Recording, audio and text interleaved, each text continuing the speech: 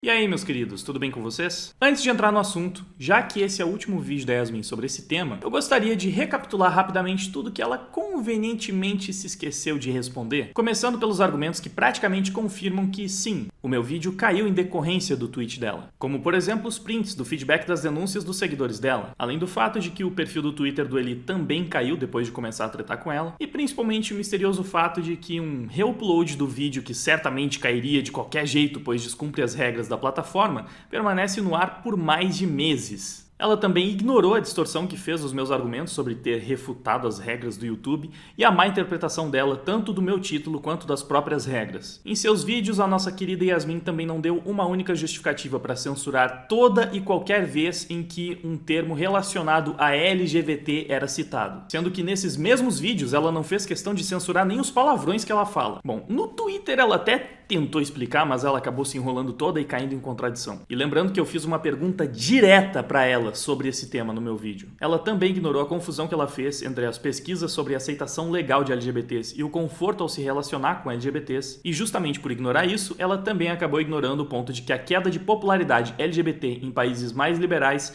era evidenciada em algumas pesquisas, indo na contramão de alguns dos argumentos dela. E novamente, por tabela, ela acaba ignorando o desencontro de datas nas pesquisas que ela utilizou no seu primeiro vídeo. E lembrando que esse argumento também era corroborado por um estudo que ela havia ignorado inicialmente, e na sua resposta ela desfez a conexão entre esses pontos. Outra coisa que ela não respondeu foi se para ela existia alguma diferença entre ser contra a ideologia LGBT e ser contra os LGBT em si. E se ela não respondeu nem isso, é lógico que ela também não responderia por que os LGBTs que eu utilizei como fonte, como o próprio Eli, a Agatha, a Erika, estariam engajados nessa luta anti-LGBT que ela parece querer atribuir a mim. Então, basicamente, todos os LGBTs que concordam comigo estariam se auto-sabotando. Mais uma pergunta sem resposta aí. Inclusive, uma das partes mais feias dos vídeos dela também, obviamente, foi ignorada, que foram os ataques pessoais a Erika Anderson. Ela claramente fez aquilo na tentativa de desqualificá-la e, no fim das contas, a Yasmin acabou mesmo só ignorando todo o trabalho dessa trans. Mas alguém achava que ela ia reconhecer que encheu a Erika de rótulos mentirosos só para não precisar levar o trabalho dela em consideração? E como ela ignorou isso, logicamente ela também ignorou todo o argumento posterior sobre a estratégia dela de utilizar rótulos para não precisar responder argumentos, enquanto me acusava de fazer isso, sendo que eu respondi cada ponto dos vídeos dela. A Yasmin também não fez questão de defender o Dark de nenhum dos contrapontos que eu apresentei. Aparentemente até ela concorda que a participação do cara no vídeo dela foi patética e desnecessária. E ela também ignorou basicamente todos os contrapontos que eu ofereci sobre a forma como ela utilizou a Litman para cancelar a Abigail por tabela, afirmando que um livro que ela nem leu a utilizava como base. Uma outra pergunta que ficou sem resposta foi sobre a questão do aumento no número de bissexuais. Os desavisados podem até achar que ela respondeu essa, só que na verdade ela mais uma vez apenas distorceu tudo para não precisar responder. Mas isso eu vou explicar com mais detalhes no final desse vídeo.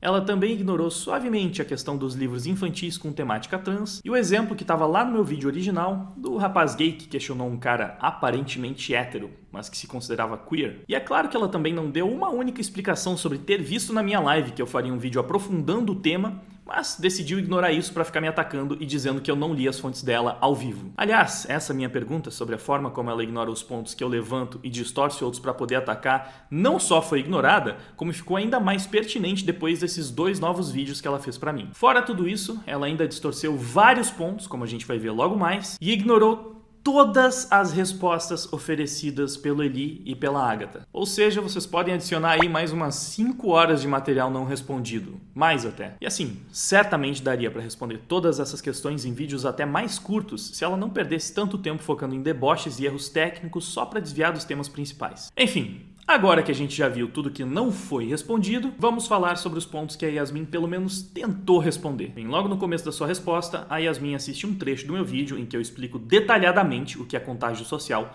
usando de exemplo até mesmo bocejos, emoções e caridade, ignora tudo isso e simplesmente mete o louco dizendo que contágio remete a doenças infecciosas, então é inapropriado utilizar para se referir a LGBTs. Ela fala, de forma super sensacionalista, que usar esse termo cria ilusão nas pessoas pessoas de que, como infecções são causadas por vírus, bactérias, etc., os LGTVs também podem infectar outras pessoas desavisadas. Ou seja, as ideias, os ideais e os valores LGTV também podem se espalhar aí como germes ou vírus na sociedade. E em seguida ela começa a traçar um paralelo entre o termo contágio social, utilizado amplamente para descrever inúmeros fenômenos sociais que nada têm a ver com doenças, com discursos ultraconservadores e retrógrados do século passado que são fundamentados no medo irracional de sexualidades diferentes. Bom, de fato é altamente problemático comparar homossexuais com doentes. E de fato já existiram muitas pessoas que fizeram isso, como demonstrou Yasmin nos seus exemplos históricos. O problema é que nem eu e nem o Eli, que é homossexual, fizemos isso. Em nenhum momento nós dissemos que ser LGBT é uma doença, ou mesmo que ser LGBT é contagioso. Nós nem mesmo dissemos que ser LGBT estava se espalhando. O que nós dissemos é que uma quantidade maior de jovens, baseado em diversas estatísticas colhidas em diversos países diferentes, estavam dizendo se identificar como LGBTs e que, devido a anomalias estatísticas, boa parte deles provavelmente não eram LGBTs. E esse é o tal contágio, o da falsa autoidentificação, não o de ser LGBT de fato. Eu até entendo que pode parecer confuso, mas a essa altura do campeonato, depois de tudo que a gente já disse e mostrou, eu acho que já deu para entender a diferença. Ou seja, para montar o seu argumento, a Yasmin simplesmente desconsiderou tudo o que eu disse e começou a traçar paralelos aleatórios que em nada tem a ver com o que eu realmente falei. E sejamos francos, eu fui super didático no meu vídeo resposta quando eu estava falando sobre contágio social. É realmente difícil acreditar que uma pessoa de boa fé assistiu aquele meu vídeo e não conseguiu entender sobre o que eu estava falando. E além disso, o termo contágio social é um termo amplamente usado nas ciências sociais e na psicologia, e a abordagem que ela usa para tratar da temática LGBT é justamente a psicológica e a sociológica. Até porque sem essa abordagem, a teoria queer que ela parece defender, inclusive, nem existiria. Então, parece no mínimo contraditório ela defender essa forma de análise em oposição à análise biológica e genética do Eli, enquanto ela descarta termos descritivos da própria área da qual ela tira sua base teórica. Excluindo o termo contágio social do debate dessa forma, fica até parecendo que ela está menos preocupada em entender a questão e em descobrir a verdade, ou até mesmo em mostrar a verdade para o seu público, e sim mais interessada em manipular o debate e assim fazer parecer, para o público dela, que duas pessoas que ela não gosta, dentre eles um gay, são homofóbicos. Esse tipo de abordagem da Yasmin pressupõe que ela acredite que as análises desse tipo de questão tendem a ser feitas levando em consideração o contexto histórico e o viés que cada um de nós teríamos por estar inseridos em uma sociedade que historicamente tratou os gays dessa forma, porque esse viés histórico formaria as nossas opiniões e estaria influenciando no uso malicioso do termo contágio. O problema disso é que se esse viés for verdadeiro, então a Yasmin, que também está inserida nessa sociedade e na ponta desse processo histórico, também estaria infectada pelo mesmo viés e a própria análise dela sobre o contexto histórico seria também enviesada e teria de ser invalidada. Sei lá, vai saber se a implicância dela com Eli não é reflexo do preconceito estrutural contra os homossexuais na nossa sociedade? Ou quem sabe a implicância com os pontos de vista da Agatha e da Erika Anderson não sejam também uma transfobia residual. Tá vendo só como fica difícil, ou quase impossível,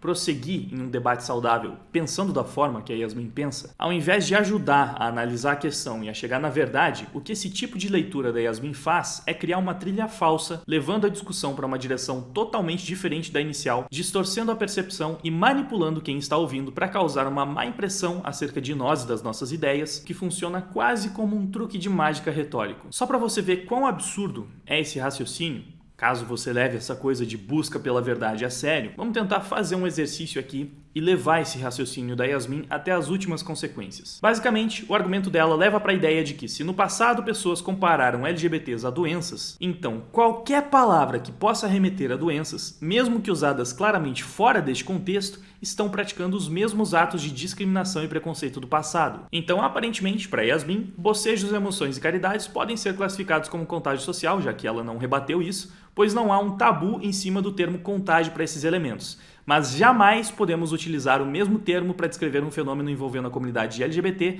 simplesmente porque ela impôs um tabu sobre essas questões, utilizando como justificativa um contexto histórico. É como se ela estivesse criando uma barreira mágica na retórica dela, que simplesmente impede certas questões que afetam a comunidade LGBT de serem discutidas. E sim, como nós vimos nos relatos da Carol, da Sainid, da Yaeli, O fenômeno que chamamos de contágio social afeta a comunidade LGBT e pode chegar a ter consequências trágicas. Então note que, mais uma vez, a estratégia da Yasmin é interditar o debate através de tecnicalidades. Mesmo que ela proíba o termo contágio social porque ele é muito ofensivo aos dogmas dela, isso não faz com que o fenômeno deixe de acontecer. Ela apenas impede a classificação dele. Então, se ao invés de contágio social o termo fosse bolinho de chuva, aí estaria tudo bem. Estamos descrevendo exatamente o mesmo fenômeno, apenas utilizando uma expressão diferente. E aí, de repente, toda a argumentação da Yasmin perde completamente o sentido, porque o ataque dela é totalmente direcionado à palavra e não ao fenômeno em si. Bom, talvez se a gente fizer isso, ela encontre uma forma de problematizar a bolinha de chuva também. E assim ela continua interditando o debate para que a gente nunca chegue no ponto de debater o mérito da questão, pois ficamos eternamente presos em questões técnicas supérfluas ao invés de chegar nos pontos relevantes de verdade sobre o tema. Tudo isso fica ainda pior quando a gente lembra novamente que a Yasmin, na verdade, disse que não discorda da hipótese e até acha que esse tipo de coisa pode acontecer sim. Ela fala que discorda apenas da certeza que, segundo ela,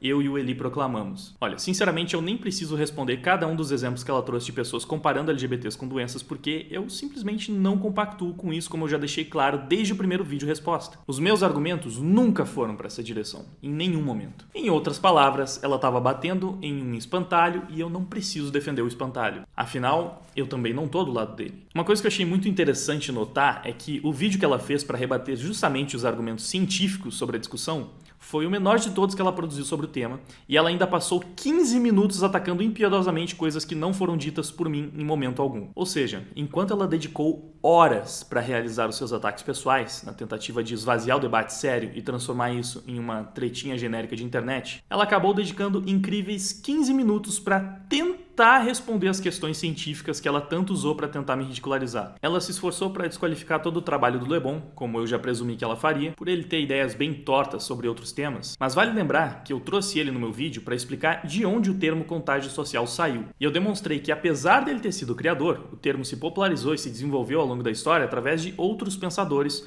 como o próprio Freud, que a Yasmin usou de referência através do professor Dark em um dos seus vídeos. Eu mesmo já havia reconhecido no meu vídeo que Le Bon tinha crenças indefensáveis, mas eu falei que a tentativa de desqualificá-lo por completo por conta disso acabaria desqualificando vários estudos sérios que foram feitos posteriormente com base nele. Isso praticamente geraria uma reação em cadeia de cancelamentos porque a fonte original possuía ideias erradas sobre temas que em nada tem a ver com o que foi referenciado. Inclusive, se a gente utilizar essa lógica de cancelamento póstumo, retroativo, combinado com a culpa por associação, mano, a gente pode cancelar a ciência inteira praticamente. Porque em algum ponto no meio da história você vai voltando, você vai encontrar alguma citação sobre algum tema aleatório que não tem nada a ver com outras pesquisas, mas que foi feito em cima de ideias completamente erradas, que hoje são inaceitáveis, mas que estavam lá no meio de várias coisas que os pensadores publicaram. Enfim, vai virar uma bagunça generalizada. Mas isso que a Yasmin fez com o Le Bon no seu último vídeo foi mais ou menos a estratégia que ela utilizou para desconsiderar a Abigail, sem precisar nem ter lido o livro dela. Bastou alegar que a Abigail utilizou a Littman como base, e aí, como a Yasmin reverberou o cancelamento da Littman,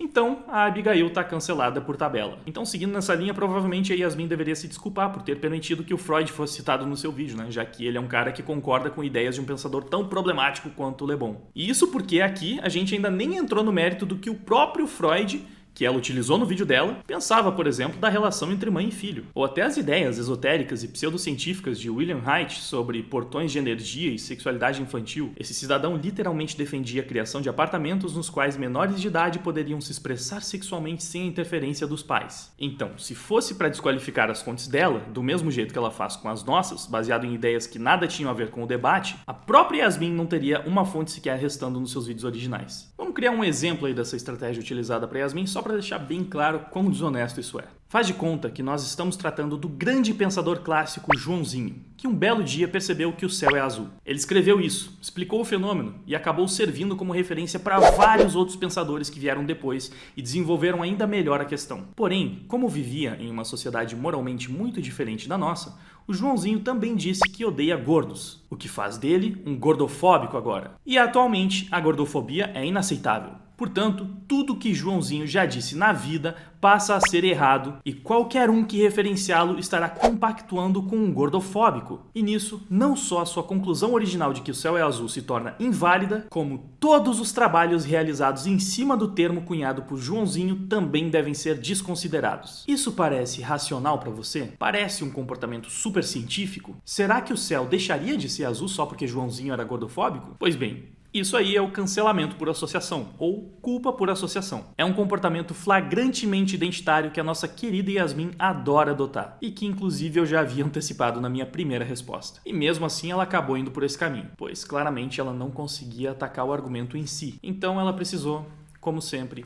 apelar para o ataque ao argumentador. Vale reiterar que muitos termos amplamente utilizados no cotidiano foram cunhados por figuras controversas e se desenvolveram para versões bem mais precisas e sofisticadas ao longo do tempo, conforme o conceito se desenvolvia junto com a sociedade. Na verdade, a própria Yasmin reconhece isso quando demonstra que Freud já ofereceu uma perspectiva diferente para o contágio social, ou seja, quando Yasmin valida o Freud, todo o ataque que ela dedicou ao Le Bon perde o seu propósito, já que ela acabou reconhecendo que é possível utilizar e desenvolver o termo mesmo que o predecessor que o utilizou seja uma figura controversa. É sério, isso é especialmente curioso, porque a Yasmin começa desqualificando o criador do termo, mas depois, por não querer comprometer o Freud em sua culpa por associação, ela acaba fazendo uma defesa do segundo, já que ela claramente ainda acha importante utilizar o psicanalista como fonte. Ela conseguiu cair em contradição até no uso de uma falácia, fora que ao admitir que o mesmo termo que tem origens em pensadores questionáveis como Le Bon pode evoluir e ser utilizado de maneira construtiva por pensadores que Yasmin tem alta estima como Freud, ela está literalmente admitindo que não é só porque um bando de preconceituosos que tratam gays como doentes usaram o termo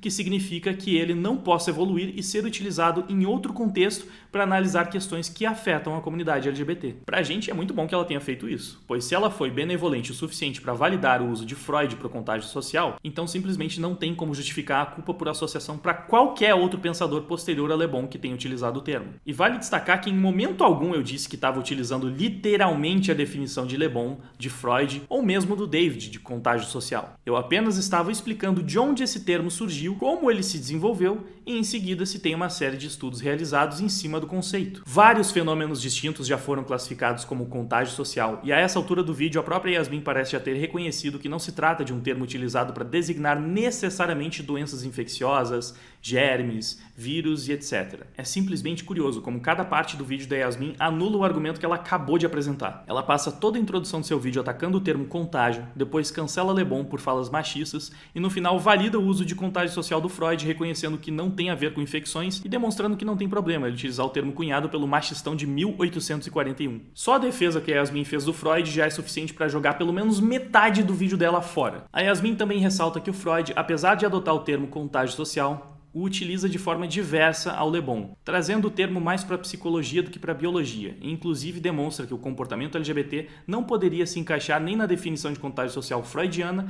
nem nas definições de David. E bem, novamente, nem eu nem o Eli achamos que isso é possível, mas sim que o que está acontecendo é o contágio social da falsa identificação, o que a Yasmin novamente concorda. Então, mais uma vez, ela dedica parte do seu vídeo a responder coisas que eu não disse. Fora que existem provas científicas que refutam esse papo de que todos seriam bissexuais, como por exemplo os estudos utilizando pletismografia, que já foram levantados ao longo dessa discussão, mas basicamente são estudos que demonstram que normalmente pessoas heterossexuais não respondem positivamente a estímulos sexuais vindos de pessoas do mesmo sexo, o que obviamente não costuma ocorrer com homossexuais. E quando finalmente, depois de 15 minutos de vídeo, a Yasmin decide entrar no ponto central do argumento, ela já começa distorcendo tudo o que foi dito e me associando ao Le Bon, de forma pejorativa, claro, insinuando que eu aleguei que mulheres são mais suscetíveis ao contágio social porque eu acredito que mulheres são seres inferiores, como o antropólogo francês. E aí ela reduz o meu argumento aos estudos do contágio emocional e do bocejo, que sim, são importantes, mas não são os únicos indicadores de que mulheres são mais suscetíveis ao contágio social. Na verdade, o fenômeno que melhor evidencia isso é o da bulimia, que também foi citado no vídeo. Além, é claro, do estudo que demonstra o contágio de automutilação, ou até mesmo o estudo sobre o comportamento caridoso que eu também já havia mostrado. Do nada, a Yasmin simplesmente insinua que utilizar um estudo de bocejo para indicar a maior vulnerabilidade feminina ao contágio social é seguir bem na linha do Le Bonzão, o cara que ela dedicou bons minutos a pintar como um super machista dos anos 1800 e que agora fica associando a mim. Olha, eu não sei em que momento ela achou válido criar um juízo de valores sobre a incidência de um fenômeno social registrado em vários estudos, mas certamente citar estes fatos não é insinuar que mulheres são inferiores. Mulheres realmente sofreram mais com bulimia e anorexia. Isso não é uma opinião minha. Em nenhum momento do vídeo eu sequer insinuo que elas são piores por causa disso. O que eu posso falar então sobre os bocejos? Quem é que faria juízo de valores para apontar que um sexo é pior do que o outro por imitar mais bocejos? O ponto do meu argumento jamais foi a superioridade masculina ou a inferioridade feminina, ao contrário do que a Yasmin insiste em insinuar através das suas comparações com Lebon. Mas é claro que ela não poderia perder a oportunidade de empurrar mais um rótulo de preconceituoso pra cima de mim ao longo da discussão, né? Só tá faltando ela insinuar racismo agora, para completar o bingo dos ataques pessoais identitários. Fora que depois disso, ela cita um estudo que, em teoria, mostra que mulheres costumam ser mais empáticas do que os homens, que elas são mais propensas a fazer caridade e que isso tem relação com os neurônios espelho, os mesmos que atuam quando mulheres vão reproduzir o bocejo dos outros. Ou seja, ela admite que há uma diferença entre homens e mulheres que torna mulheres mais suscetíveis a emoções alheias e a um tipo de comportamento específico, e admite que isso é inclusive congruente com um estudo que a gente citou, o dos bocejos, e que ela tentou invalidar. E aí ela encerra esse argumento dizendo que é ridículo montar toda uma teoria de que mulheres são mais suscetíveis ao contágio social com base em um estudo sobre bocejos, porque elas pontuam 13% a mais que os homens, como se fosse uma diferença pequena. E de fato seria ridículo se meu argumento fosse apenas esse, mas qualquer um que seja honesto e tenha assistido o vídeo, sabe que não foi. A Yasmin adora insinuar que eu não li determinado material por não citar um ponto do material que ela acha super relevante, mas que, como a gente já viu aqui, geralmente não altera em nada a questão, mas ela vive ignorando os argumentos que eu apresentei em um debate direto com ela. Talvez eu deveria utilizar o mesmo critério para presumir que a Yasmin sequer assistiu os vídeos que ela se propôs a responder. Só isso explica ela deixar tanta coisa passar sem resposta enquanto bate em argumentos distorcidos. Enfim, na sequência, baseado no ponto anterior dela, ela diz que poderia associar a maior propensão masculina à violência e a psicopatia a uma menor empatia masculina, e diz que, por isso, poderia dizer que há um contágio social de violência masculina, inclusive em bares e estádios, e perguntou se por isso seria uma boa ideia proibir estádios e bares para evitar o contágio. Bom, o primeiro ponto importante aqui, que pode passar despercebido por muitas pessoas, é que ela atrelou ao meu argumento algo que eu nunca sugeri, que seria a proibição de qualquer tipo de comportamento. Em que parte do meu vídeo eu insinuo que a gente deveria proibir qualquer coisa por conta do contágio social LGBT? O mais próximo que eu chego disso seriam os questionamentos acerca do conteúdo LGBT direcionado às crianças. Mas nem quando eu abordo esses tópicos, que sim, eu considero sensíveis, eu falo sobre proibição. Mas é bem interessante como a mente claramente não esquerdista da Yasmin funciona, né? É claro que ela já precisa saltar de um avião sem paraquedas pro ponto de propor intervenções estatais para resolver um problema que ainda está no âmbito da discussão, mesmo que seja de forma alegórica. Inclusive, o mais irônico é que os nossos políticos já adotaram medidas na direção do que ela propôs, ainda que menos radicais, como, por exemplo, a remoção das cervejas nos estádios de futebol, utilizando justamente o argumento de que era um ambiente propício para a violência e que o álcool poderia ser um catalisador. Se eu tivesse dito que deveríamos proibir paradas LGBT, boates LGBT ou qualquer coisa do gênero, talvez o paralelo que a Yasmin traçou até fizesse algum sentido. E sim, homens tendem a ser menos empáticos e mais violentos que as mulheres, pelo menos quando a gente fala de violência física, né? Porém, essas questões são sabidamente hormonais e não um contágio. Obviamente, aqui a Yasmin está tentando desesperadamente levar o debate para a esfera do machismo, criando mais uma trilha falsa para fugir do tópico central. E esse foi basicamente o contraponto que ela ofereceu sobre o contágio social afetar mais as mulheres. Ignorou a questão da bulimia, ignorou as questões emocionais, focou apenas nos estudos sobre bocejo, falou que tudo isso era ridículo e arrematou traçando um paralelo sem pé nem cabeça com a violência masculina, insinuando mais alguns argumentos que eu nunca utilizei. Com isso, ela se deu por satisfeita e disse que já havia provado que todo argumento era problemático, e aí ela começou a responder as minhas perguntas. E é lógico que ela já precisaria começar desvirtuando a questão, misturando duas premissas para não precisar responder nenhuma. Novamente, ela é sutil bastante para enganar os desatentos. Mas vamos destrinchar a pegadinha. Isso aqui foi o que ela disse que eu perguntei. A primeira é a respeito dessa inversão aí no número de mulheres bi, que ele diz que antes eram mais homens, né?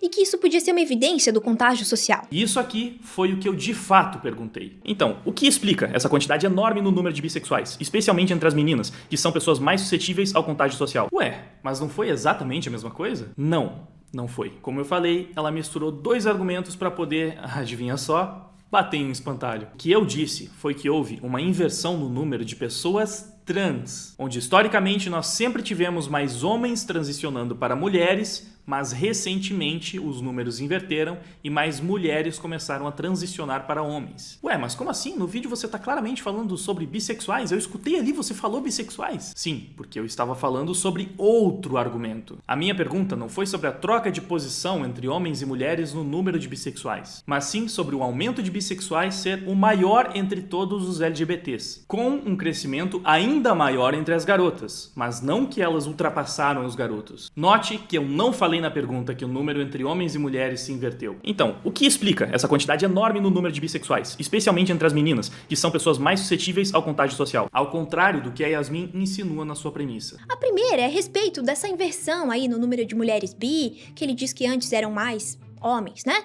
E que isso podia ser uma evidência do contágio social. Aí eu te pergunto, se ela já ia colocar minha pergunta na edição de qualquer jeito, como ela fez com todas as outras que ela respondeu, por que ela tratou de perguntar antes também? Será que foi justamente para mudar o sentido do que eu estava perguntando e assim poder fazer uma estratégia ridícula de insinuar que o próprio Eli já havia me respondido? Você pode até tentar argumentar que a minha pergunta não ficou clara o suficiente, mas lembre-se que isso foi basicamente uma recapitulação de tudo que eu falei no vídeo, ou seja, os argumentos estavam sim muito bem explicados ao longo da minha resposta. Se a Yasmin realmente não conseguiu entender, mais uma vez ela demonstrou uma grave limitação nas suas capacidades de interpretação. Ou então ela simplesmente decidiu manipular o meu argumento para poder novamente atacar um espantalho. É muito difícil não imaginar que foi a segunda opção, até porque essa é a única pergunta que ela dá uma contextualizada antes de me colocar fazendo a pergunta diretamente para depois responder. E justamente essa contextualização que ela faz é o que muda todo o sentido do que eu perguntei. E aí depois ela fica lá dando chilique no Twitter quando eu falo que ela vive distorcendo tudo que eu digo. Enfim, a tal resposta do Eli que me refutava, no final das contas só corrobora justamente com o que eu estava perguntando para ela. E que obviamente ela não respondeu. Depois de colocar o Eli, ela continua respondendo por ela mesma a pergunta que ninguém fez, enquanto obviamente ignora a pergunta verdadeira. Na sequência, ela tenta responder a outra pergunta que eu citei agora há pouco, que ela misturou com a questão dos bissexuais. E a resposta da Yasmin para a inversão recente nos números de transexuais, ignorando a possibilidade do contágio social, são os mesmos argumentos que ela já deu para justificar o aumento geral dos números, mas que de forma alguma indicam uma mudança no panorama histórico entre homens e mulheres transicionando. O mais próximo de um argumento para justificar isso que ela oferece seria que em 2008 o número de meninas transicionando já era maior, o que na verdade apenas corrobora com o meu argumento de que é um fenômeno recente. O argumento da Yasmin sobre o aumento de 4.000% no Reino Unido é parecido com o que ela deu para a Suécia, só que mais fraco, pois basicamente ela só explica que antes o número era muito baixo e por isso o aumento parece tão grande, mas que continua sendo proporcionalmente pouco em relação à população geral. Lembrando que esse é um recorte de pessoas com menos de 16 anos